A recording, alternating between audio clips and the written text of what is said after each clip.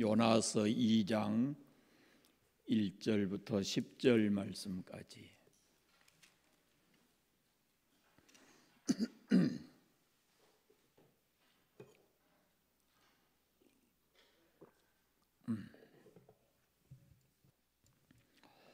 요나서 2장 1절부터 10절까지 한 목소리로 읽겠습니다. 요나가 물고기 뱃속에서 그의 하나님 여호와께 기도하여 이르되 내가 받은 고난으로 말미암아 여호와께 불러 아뢰었으니 주께서 내게 대답하셨고 내가 수월의 뱃속에서 부르짖었더니 주께서 내 음성을 들으셨나이다. 주께서 나를 깊음 속 바다 가운데에 던지셨으므로 큰 물이 나를 둘렀고 주의 파도와 큰 물결이 다 내 위에 넘쳤나이다. 내가 말하기를 내가 주의 목전에서 쫓겨났을지라도 다시 주의 성전을 바라보겠다 하였나이다.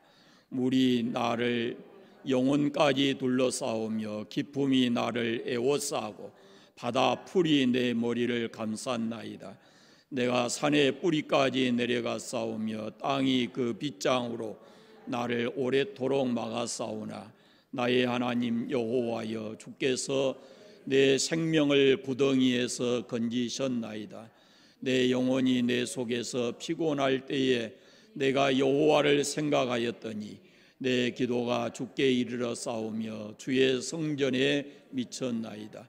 거짓되고 헛된 것을 숭상하는 모든 자는 자기에게 베푸신 은혜를 버렸사오나 나는 감사하는 목소리로 주께 제사를 드리며 나의 소원을 주께 갚겠나이다. 구원은 여호와께 속하였나이다 하니라. 여호와께서 그 물고기에게 말씀하시매 요나를 육지에 토하니라. 아멘. 여러분 지난번 요나서 1장 마지막 절에서 우리가 요나가 물고기 뱃속에서 이 밤낮 3일을 있었다 이렇게 기록하고 있습니다. 그런데 혹이 목사님 어떻게 그럴 수 있답니까? 라고 저에게 물으면 저는 한마디도 대답해 드릴 말이 없습니다. 그러나 하나님께서 왜 그렇게 하셨을까요? 그렇게 물으면 제가 할 말이 있습니다. 어떻게 그럴 수 있을까요? 이것은 과학적인 질문입니다. 그러면 설명할 수가 없습니다. 그러나 왜 그렇게 하셨을까요? 라는 것은 하나님의 뜻을 묻는 질문이기 때문에 또 삶의 의미에 대한 질문이기 때문에 성경을 통해서 그 답을 말씀해 드릴 수가 있습니다. 우리가 성경을 볼 때 어떻게라는 것보다 왜라는 그런 의문문을 가지고 성경을 봐야 합니다. 사람이 물고기 뱃속에서 어떻게 밤낮 3일을 살 수 있습니까? 과학적으로 말할 수 없어요.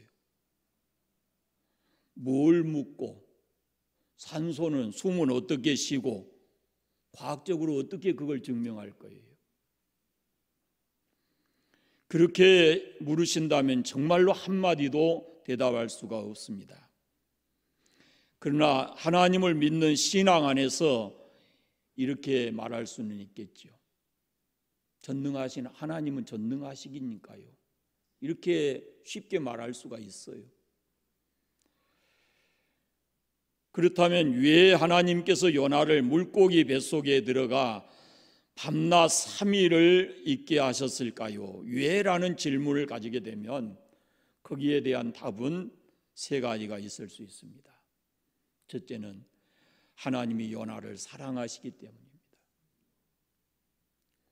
불순종할 때 바로 죽일 수도 있었습니다. 그러나 요나를 사랑하셨어요. 두 번째는 니느웨 백성들을 살리기 위해서였습니다. 또 하나 말씀드리면 예수 그리스도의 부활을 예고해 주시기 위해서, 미리 보여주시기 위해서 그렇습니다. 여러분, 하나님께서는 우리가 고통스러워하는 그 고난을 우리의 삶에 유익한 것으로 만드실 때가 많습니다. 사실은 고난이라는 것은 힘들고 고통스러운 것입니다. 예수 믿는 사람이라고 해서 고난이 즐겁지 않습니다. 그러나 예수 믿는 사람의 고난은 반드시 신앙 안에서 재해석해 보면 하나님은 그것을 선이 되게 하시고 그 사람에게 유익이 되도록 역사하신다라는 말씀입니다. 1절 말씀을 보면요, 요나가 지금 있는 곳이 어디냐면 물고기 뱃속이라 그랬어요. 그런데 2절 말씀에 보면은 수월의 뱃속에서 부르짖었더니라고 말합니다. 이제 물고기 뱃속, 수월의 뱃속 이런 표현을 했어요. 그러니까 그러면 요나가 왜 물고기 뱃속에 들어가게 됐나요? 하나님 말씀을 거역하고 불순종해서 그렇죠.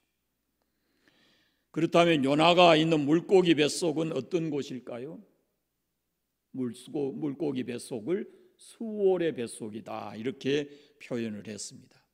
이 수월이라는 말은 히브리어로 세 가지 뜻이 있는데요, 첫째는 지옥이라는 뜻이고, 두 번째는 무덤이라는 뜻이고, 세 번째는 구덩이 혹은 죽음의 상태를 가리킬 때 이 수월이라는 단어를 씁니다. 그러니까 요나가 불순종해서 들어가는 곳이 지옥 같은 곳이고, 썩어 냄새 나는 무덤 같은 곳이고, 자기의 힘으로 스스로 빠져나올 수 없는 깊은 구덩이와 같은 그런 곳이었습니다.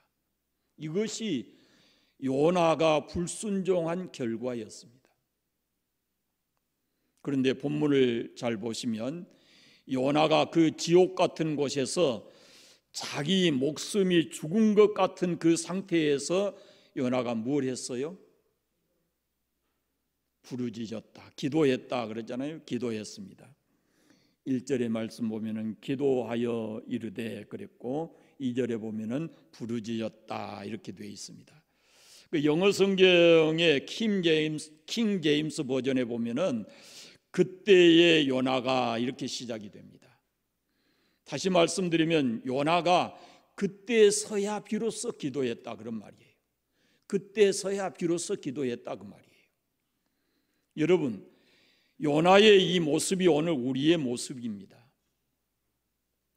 평안할 때 기도해야지요. 인생의 고통이 오기 전에 기도하면 얼마나 좋습니까? 그런데 안 합니다. 안 하잖아요, 우리가. 그러다가 불행이 닥쳐오면 감당하기 어려운 그런 사망의 음침한 골짜기와 같은, 자기 힘으로 빠져나올 수 없는 구덩이와 같은 곳에 떨어지면 그때서야 비로소 기도를 합니다. 물고기 뱃속에 가기 전에 기도했으면 얼마나 좋아요. 기도할 것이 얼마나 많습니까? 기도할 시간이 얼마나 많아요. 그런데 물고기 뱃속에 가서야 부르짖고 기도를 한다 그런 말이에요. 여러분, 평안할 때, 그리고 이해되지 않는 일이 우리 삶에 올 때, 그럴 때 기도해야 합니다. 요나가 이해할 수 없는 사명이 주어졌을 때, 하나님께로부터 자기에게 주어진 사명이 이해가 안 됐을 때, 그럴 때 그가 하나님께 기도했어야지요. 그런데 기도해 보지도 않고 하나님의 얼굴을 피해서 도망가려고 했어요. 이렇게 기도해야 할 때 기도하지 않으면 물고기 뱃속, 지옥 같은 그 현장, 삶의 현장에서 하나님께 부르짖어 기도하게 된다라는 겁니다. 가만 기도해도 될 때 기도하지 않으면 하나님께서 몸부림치고 소리내어서 기도할 수 있는 그런 환경을 만드실 수도 있다라는 말씀입니다. 고난은 기도의 학교입니다. 고난은. 요나는 그 지옥 같은 곳에서 기도를 시작했습니다. 그때야 비로소 요나가 기도를 한 겁니다. 사랑하는 여러분, 여러분의 환경이 평상시 보통과 같은 그런 환경이 아니라면 바로 지금이 기도할 때다라고 하나님께서 신호를 보내는 것입니다. 수월의 뱃속에서 요나가 어떻게 기도했나 보십시오. 부르짖었다 이렇게 말씀해요. 이건 보통 기도가 아닙니다. 이것은 비상기도예요. 자기 생명을 걸고 하는 기도예요. 내가 받는 고난으로 말미암아 내가 수월의 뱃속에서 부르짖었다라고 요나가 말합니다. 여러분의 삶에 고난이 오면 그때는 그냥 보통 해도 되고 안 해도 되는 그런 기도를 할 때가 아니에요. 내가 원하지 않는 일이 내 삶에 왔다 그러면은 그때는 부르짖어 기도하는 비상사태로 들어가야 된다 하는 말씀입니다. 히스기야 왕이 병들었어요. 선지자 이사야가 와서 이런 말을 합니다. 너는 네 집에 유언해라. 내가 죽고 살지 못하리라 그랬어요. 죽는다 하고 선지자를 통해서 통보를 받은 거예요. 그때 히스기야가 얼굴을 벽으로 향하고 통곡하면서 하나님께 기도했습니다. 하나님께서 이사야 선지자를 보내서 다시 말씀합니다. 내가 너 기도를 들었고 네 눈물을 보았노라. 내가 네 수완을 15년을 더하겠다라고 응답을 하십니다. 히스기야는 그때 자기 심정을 이렇게 쓰고 있습니다. 성경에 나는 제비같이 학같이 지저귀며 비둘기같이 슬피 울며 내 눈이 쇠하도록 여호와를 앙망했다 라고 기록하고 있습니다. 여러분, 때를 놓치면 안 됩니다. 살다 보면 내가 원하지 않는 환경, 절망적 상황이 오기도 합니다. 그때는 바로 하나님께 부르짖어 기도할 때입니다. 사망의 음침한 골짜기, 삶의 밑바닥, 물고기 뱃속과 같은 곳, 우리의 인생 자리가 그런 곳이라면은 바로 지금이 기도할 때다라는 말씀입니다. 주께서 말씀하십니다. 너는 내게 부르짖어라. 내가 내게 응답하겠고 내가 알지 못하는 크고 비밀한 일을 내게 보이리라 그랬습니다. 여러분, 삶이 예전 같지 않습니까? 어둡습니까? 아이고 참 죽겠다 이런 생각이 드십니까? 스스로 빠져나올 수 없는 깊은 수렁에 빠져 있습니까? 기도할 때입니다. 기도해야 합니다. 주께서 길을 열어주실 것입니다. 새로운 삶의 비전을 가르쳐 주시고 그 삶의 문제를 해결해 주실 것입니다. 여러분, 그런 환경이 오기 전에 좋은 환경에서, 아름다운 환경에서, 축복된 환경 속에서 기도하십시오. 만약에 기도해야 될 때 기도하지 않으면 후회할 때가 반드시 옵니다. 그래서 쉬지 말고 기도하시고 항상 기도에 힘쓰시고 무시로 성령 안에서 기도하는 삶을 사시기를 바랍니다. 4절 말씀을 같이 읽겠습니다. 4절. 내가 말하기를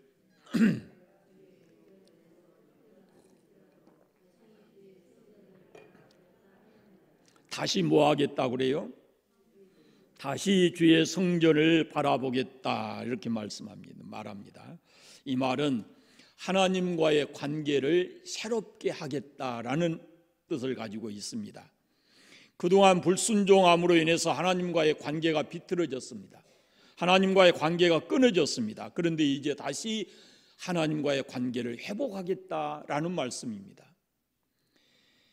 여러분, 고난의 때 그것은 우리가 하나님 앞에 무릎 꿇을 때고 동시에 고난의 때는 하나님과의 관계를 새롭게 회복하는 때입니다. 그 하나님과의 관계를 회복하는 데 있어서 제1번 우선순위가 뭐냐면은 주의 전을 가깝게 하는 것입니다. 성전을 가깝게 하는 것입니다. 이 말은 다른 말로 하면은 예배를 회복하는 것이고 성경을 읽고 기도하고 봉사하고 복음에 합당한 삶을 살아가는 그것이 하나님과의 관계를 회복하는 길이라는 말씀입니다. 절망적인 상황이 있을지라도 하나님을 바라보시고 그 하나님과의 관계를 다시 새롭게 시작하시고 그러면은 하나님 절대자이신 하나님께서 우리의 삶을 바꾸어 놓으실 겁니다. 하나님 신뢰하십시오. 어떤 상황에서도 하나님께 소망을 두십시오. 하나님의 도우심을 바라보십시오. 시편 42편에 내 영혼아 내가 어찌해서 낭망하고 어찌해서 내 속에서 불안해하는가. 너는 하나님께 소망을 두어라. 그가 나타나 도우심으로 말미암아 내가 여전히 찬송하리로다 그랬습니다. 삶이 힘들 때 고난을 이게 힘들다 고난이다 이런 생각이 들 때 여러분 하나님과의 관계를 다시 생각해 보시고 그 관계를 다시 회복할 수 있는 그런 기회가 되시기를 바랍니다. 7절 말씀을 또 읽겠습니다. 7절 같이 읽겠습니다. 내 영혼이 내 속에서 피곤할 때에 내가 여호와를 생각하였더니 내 기도가 주께 이르러 싸우며 주의 성전에 미쳤나이다. 아멘. 내 영혼이 내 속에서 피곤할 때 뭐 했어요? 내 영혼이 내 속에서 피곤할 때 뭐 했어요? 여호와를 생각했다라고 말씀합니다. 여러분 우리가 삶이 힘들 때 그때 하나님의 은혜를 생각해야 합니다. 사실 우리는 날마다 주님의 은혜로 살지만 우리가 삶이 평안하고 문제가 없을 때는 그 하나님의 은혜를 잊어버리고 삽니다. 내 힘으로 산 것처럼 살아갈 때가 많아요. 그럴 수 있습니다. 그러나 고난이 오면 다시 하나님의 은혜를 생각해야 합니다. 요나가 깨달은 은혜가 뭐였을까요? 요나가 바다에 던져졌을 때 아마 그는 이미 죽었구나라는 생각을 했을 거예요. 그런데 어딘지 모르게 바다에 던져졌는데 어딘지 모르게 자기가 지금도 살아있어요. 그게 바로 주님의 은혜예요. 자기 힘으로 산 게 아니에요. 1장 마지막에서 봤지만은 하나님께서 그를 위해서 물고기를 예비하셨고 밤낮 사흘을 거기 있도록 하신 것이 하나님이셔요. 그게 은혜예요. 여러분 살아있는 것이 은혜입니다. 예수 믿지 않는 사람들은 뭐 팔자타령하고 운명을 얘기하겠지만 그러나 우리 그리스도인들은 살아있는 것 그 자체가 하나님의 은혜인 것입니다. 오늘 여기 있는 것이 우리가 하나님의 은혜예요. 저는 매일 아침마다 이 하나님의 은혜에 감사합니다. 오늘 또 하루를 살아있구나. 오늘 또 하루를 살아있구나.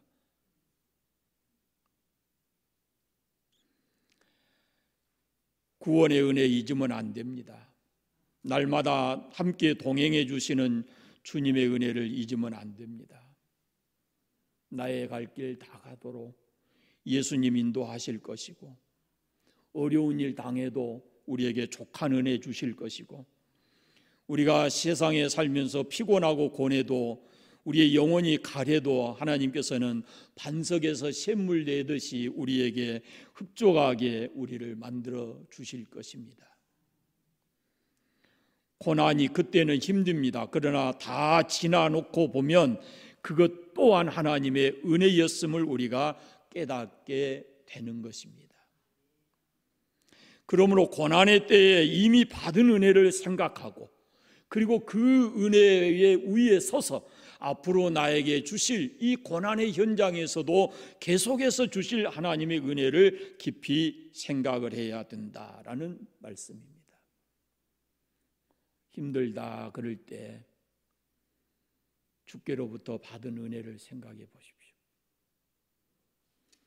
우리가 여기 있는 것은 그간에 하나님이 베풀어 주신 측량할 수 없는 은혜들이 우리에게 있습니다. 그렇게 은혜 주신 하나님은 우리가 그 하나님을 신뢰하게 되면 하나님은 우리 앞으로의 삶 속에도 하나님이 넉넉하게 은혜를 베풀어 주실 것입니다. 9절 말씀을 마지막 읽겠습니다. 9절 같이 읽습니다. 나는 감사하는 목소리로 주께 제사를 드리며 나의 소원을 주께 갚겠나이다. 구원은 여호와께 속하였나이다 하니라. 아멘. 요나는 그 절망적 상황에서 감사의 삶을 되찾습니다. 원망하거나 불평하지 않았습니다. 감사의 목소리로 주께 제사를 드리고 나의 소원을 갚겠다라고 말합니다. 사실 우리가 평안한 삶을 살 때 감사의 삶을 살아야 되는데 그것이 잘 안 되잖아요. 건강할 때 감사하고 살아야 되고, 평안할 때 감사해야 되고, 자유로울 때 감사해야 되고 그렇습니다. 그런데 우리가 병들고 나서야 건강에 대한 것이 얼마나 소중한 것을 깨닫게 되고, 그리고 고난을 당해야 평안할 때에 그때를 생각하게 되어진다라는 말씀입니다. 그래서 우리가 고난 속에서 꼭 찾아야 될 것이 뭐냐면은 감사합니다. 감사. 고난 당했을 때 원망 불평하지 마시고 지금까지 은혜로 산 것과 앞으로 은혜 주실 것을 믿고 감사의 삶을 살아가시기를 바랍니다. 요나는 그 지옥 같고 무덤 같고 자기 힘으로 헤쳐나올 수 없는 그 구덩이와 같은 물고기 뱃속에서 그 인생이 새로 빚어졌습니다. 다음 주 수요일에도 계속 보겠지만요, 오늘 말씀만 봐도 새로 빚어졌어요. 무엇이 어떻게 달라졌는가 보세요. 기도하게 되었습니다. 하나님과의 관계를 새롭게 했습니다. 하나님의 은혜를 생각했습니다. 그리고 하나님께 감사의 삶을 되찾게 되었습니다. 여러분 잊지 마십시오. 고난도 하나님께서 예비하신 것입니다. 고난도. 빌립보서에 보면 이렇게 말씀합니다. 그리스도를 위하여 너희에게 은혜를 주신 것은 다만 그를 믿을 뿐 아니라 또한 그를 위하여 고난도 받게 하심이라 그랬습니다. 요나는 이 밤낮 3일을 물고기 뱃속이라는 고난의 학교를 통해서 참 많은 것을 배웠습니다.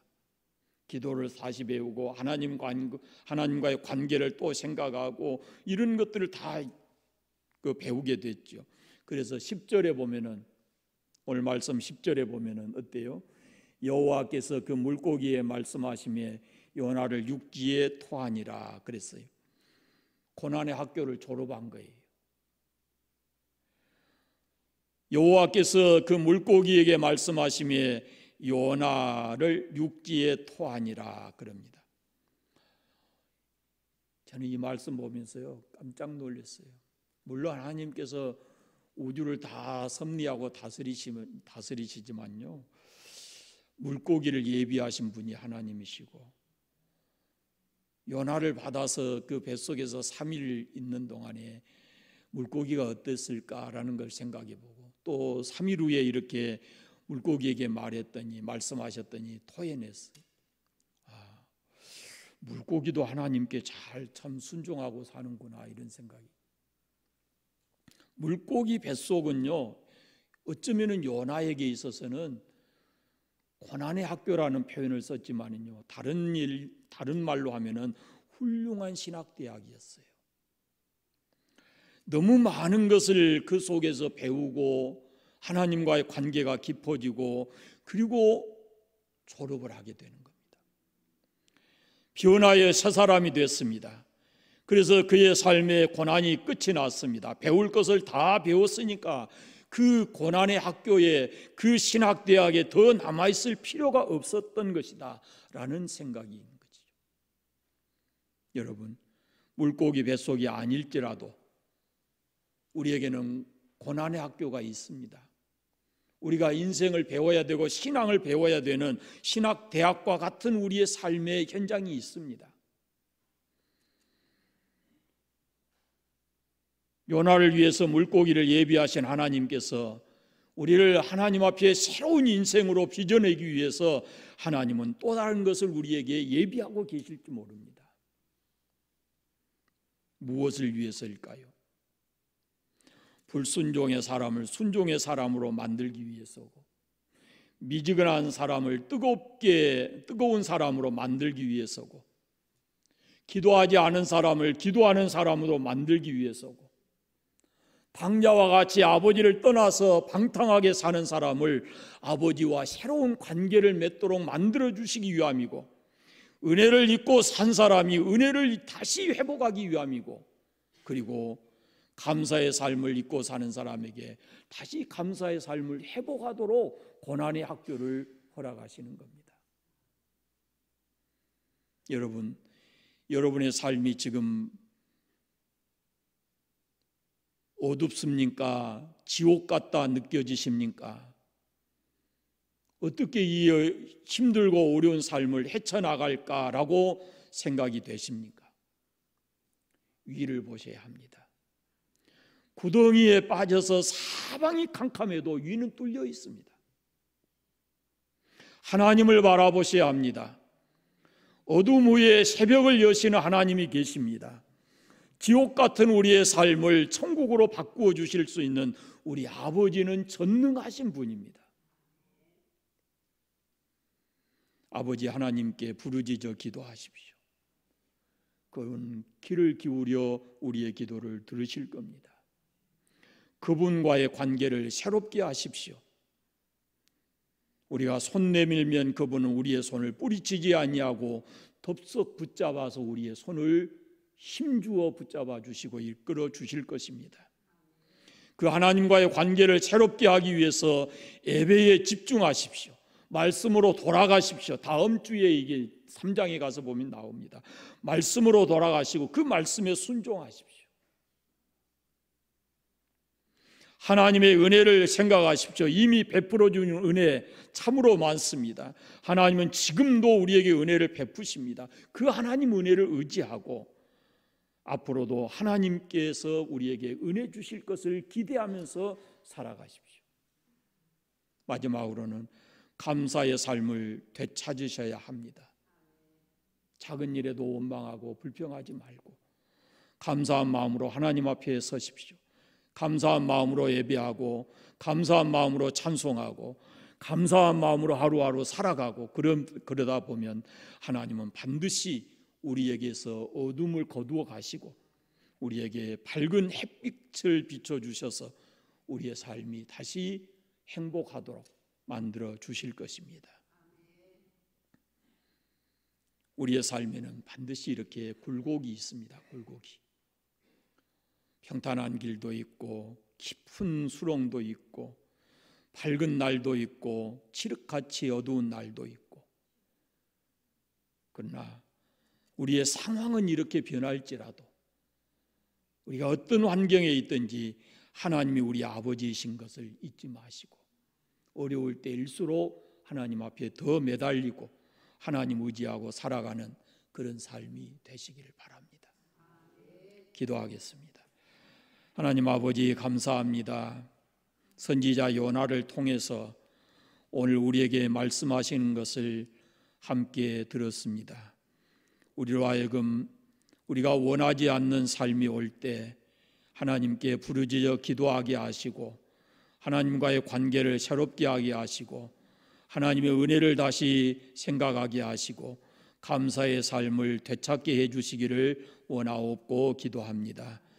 그러나 주님, 우리의 어리석음을 용서하시고 그 고난이 오기 전에 우리에게 평탄한 삶을 주시는 것이 하나님의 은혜고 복인 줄로 깨닫고 그때 기도하게 하시고 그때 하나님과 더 깊은 관계를 맺게 하시고 하나님의 은혜에 감사하고 살아가는 저희들 되게 하여 주시기를 원하옵고 기도합니다.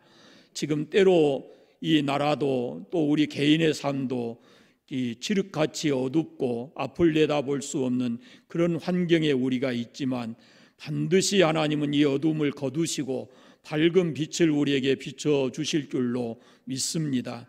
깊은 수렁에서 우리를 건져서 다시금 춤추며 노래하며 살아갈 수 있도록 좋은 환경을 우리에게 주실 줄로 믿습니다. 낭망하지 않고 주를 바라보고 주를 의지하고 주의 도움을 구하면서 하루하루 인내하며 살아갈 수 있는 저희들 되게 하여 주시옵소서. 특별히 어렵고 힘든 때에 우리가 신앙 잃어버리지 않게 하시고 하나님께 더 가까이 나아가는 저희들 되게 하여 주시기를 원하옵고 기도합니다. 주일에 돌아올 때까지 우리의 삶의 현장이 어디든지 안전하게 하시고 하나님의 도우시는 은혜를 힘입고 살아가게 하여 주옵소서. 예수님의 이름으로 기도드립니다. 아멘.